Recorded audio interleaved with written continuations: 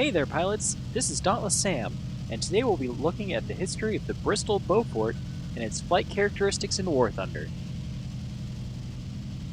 The Bristol Beaufort, manufacturer designation Type 152, was a British twin-engine torpedo bomber designed by the Bristol Aeroplane Company and developed from experience gained designing and building the earlier Blenheim light bomber.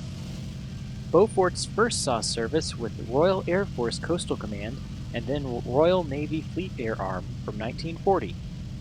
They were used as torpedo bombers, conventional bombers, and mine layers until 1942, when they were removed from active service and then used as trainer aircraft until being declared obsolete in 1945. Beauforts also saw considerable action in the Mediterranean. Beaufort squadrons based in Egypt and on Malta helped put an end to Axis shipping in North Africa. Beauforts saw their most extensive use with the Royal Australian Air Force in the Pacific Theater, where they were used until the very end of the war. With the exception of 6 examples delivered from England, Australian Beauforts were locally produced under license. Although designed as a torpedo bomber, the Beaufort often flew as a level bomber. The Beaufort also flew more hours in training than on operational missions, and more were lost through accidents and mechanical failures than were lost to enemy fire. However, the Beaufort did spawn a long-range heavy fighter variant called the Beaufighter, which proved to be very successful, and many Beaufort units eventually converted to the Beaufighter. The Beaufort came from Bristol's submission to meet Air Ministry specifications MI-5 35 and G-24 35 for respectively a land-based twin-engined torpedo bomber and a general reconnaissance aircraft.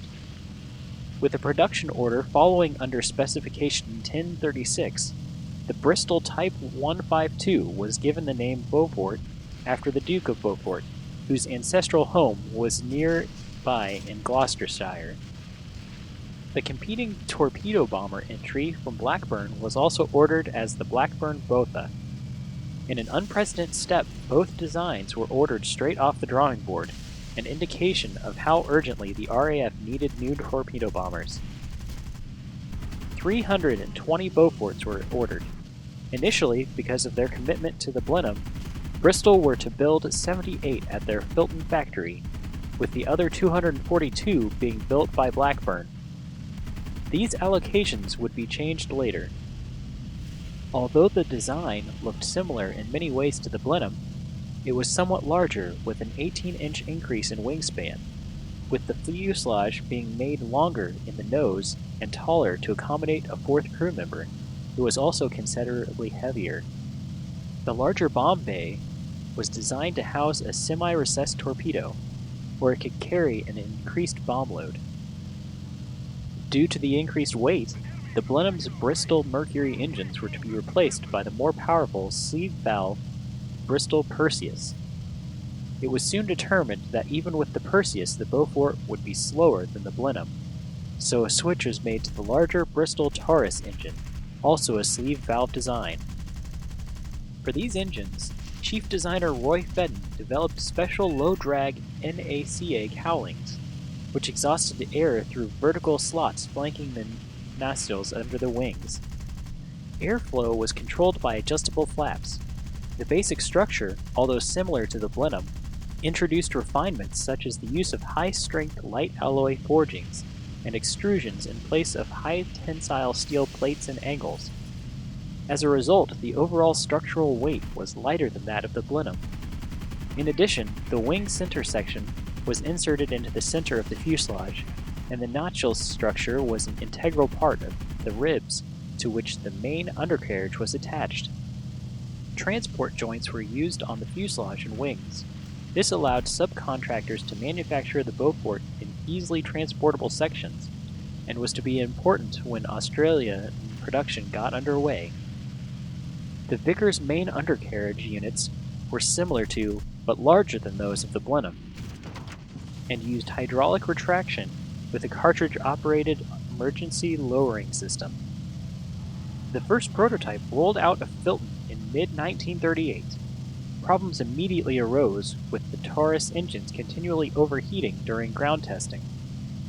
New, more conventional engine cowlings with circumferential cooling gills had to be designed and installed, delaying the first flight, which took place on October 15, 1938.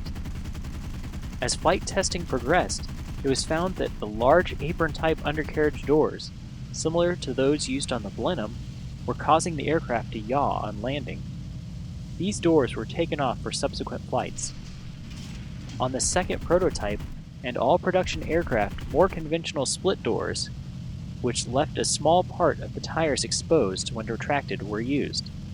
The results of the high-level bombing tests carried out at Boscombe Down, at an altitude of 10,000 feet and an airspeed of 238 miles per hour, showed that the Beaufort was, in the words of the test pilot, an exceptionally poor bombing platform, being subject to an excessive and continuous roll which made the determination of drift particularly difficult.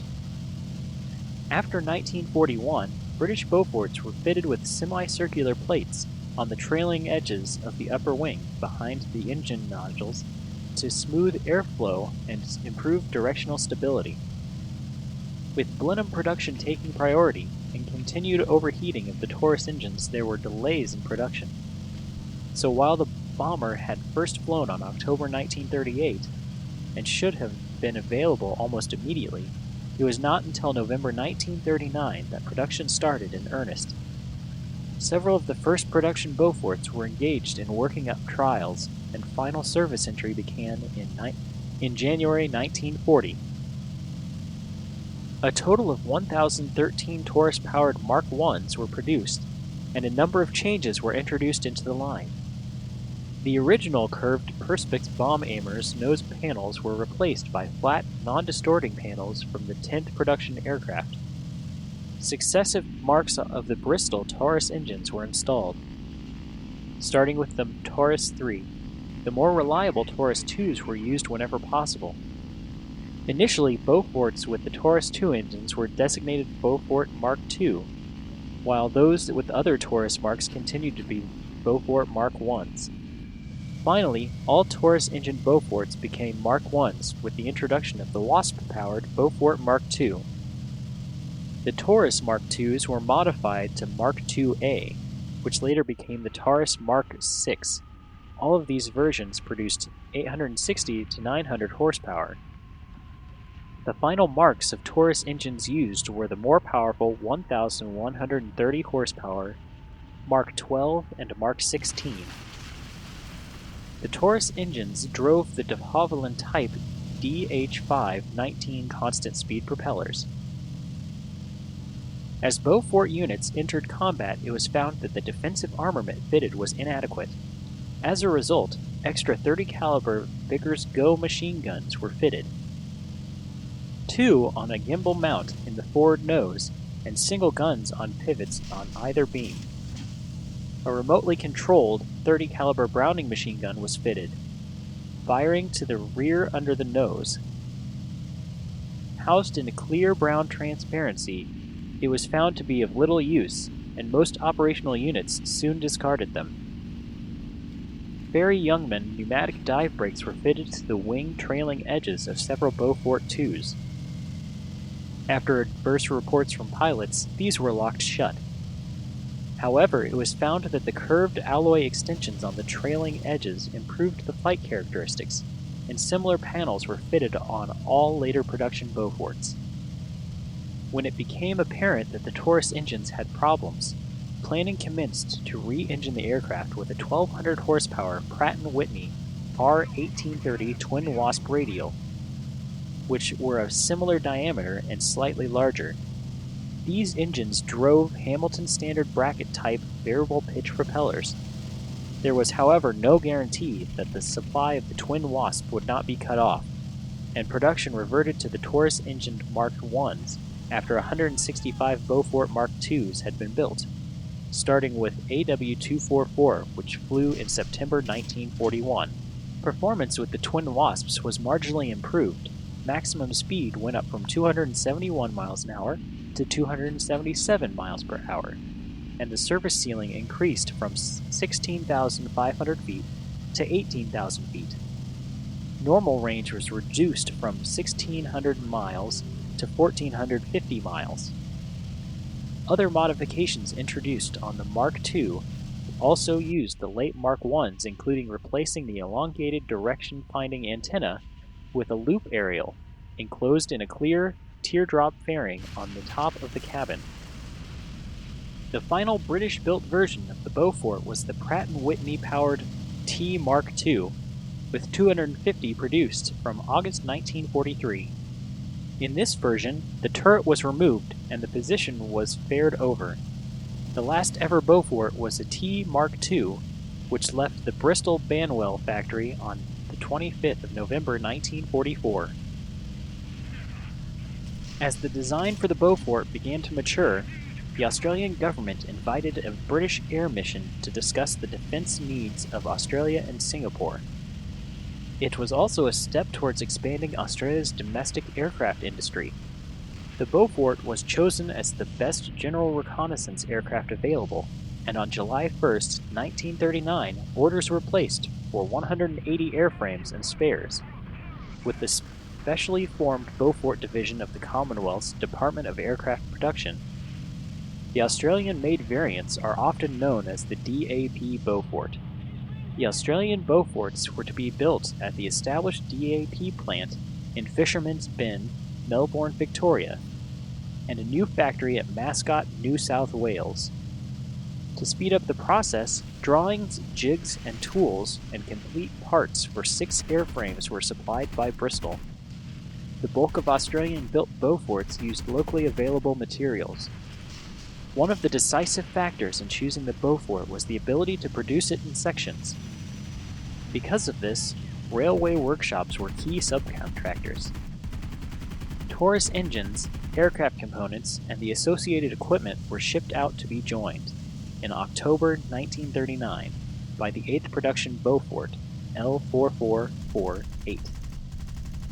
With the outbreak of the war, the possibility that supplies of the Taurus engines could be disrupted or halted was considered even before the British government placed an embargo on exporting war materials with the Blitzkrieg on France, the Netherlands, and Belgium in May 1940. It was proposed that the change of the power plant could be made to the Pratt & Whitney Twin Wasp, which was already in use on RAAF Lockheed Hudson's. Orders for the engine were placed and a factory was set up at Lidcombe, New South Wales, and run by General Motors Holden Limited. The locally built engines were coded S3C4G, while those imported from America were coded S1C34. 3-bladed Curtiss electric propellers were fitted to Beaufort Marks 5, 6, 8, and 9, while Beaufort Mark 5A and 8 used Hamilton standard propellers. In early 1941, L4448 was converted as a trials aircraft, and the combination was considered a success. The first Australian assembled Beaufort A91 flew on May 5, 1941, with the first Australian-built aircraft A97 coming off the production line in August. In total, 700 Australian Beauforts were manufactured in 6 series. A distinguishing feature of the Australian Beauforts was a larger tail fin, which was used from the Mark VI on. Armament varied from British aircraft. British or American torpedoes were able to be carried, and the final 140 Mark VIII were fitted with a locally manufactured Mark V-E turret with 50 caliber machine guns. A distinctive diamond-shaped DF aerial was fitted on the cabin roof, replacing a loop antenna. Other Australian improvements included the fully enclosed landing gear and Browning 30 caliber machine guns in the wings. Some were also fitted with ASV radar aerial arrays on either side of the rear fuselage. The Mark 11 was a transport conversion, stripped of armament, operational equipment, and armor, and rebuilt with a redesigned center fuselage. Maximum speed was 300 miles an hour, and a payload of 4,600 pounds could be carried. Production of the Australian Beaufort ended in August 1944 when production switched to the Beaufighter. In War Thunder, there is one version of the Beaufort, the Mark 8. It is a rank 1 with a battle rating of 2.0. It has a maximum speed of 433 kilometers an hour, a turn time of 40.1 seconds, and a rate of climb of about 5.7 meters per second. It is armed with one turret with two 50 caliber Browning machine guns, and another turret armed with two 30 caliber Browning machine guns. Secondary armaments include either four 250-pound bombs, one 690-kilogram torpedo, or two 500-pound bombs. When flying out in the Beaufort, be sure to remember that you do not have a primary pilot-controlled gun. The Beaufort is a relatively maneuverable bomber, but as a light bomber, it is not very durable. One advantage of this bomber at this range and rank is that it has two engines, which allows for flight even after losing one engine. I hope that this information has proved helpful. If you liked the video, please do like the video.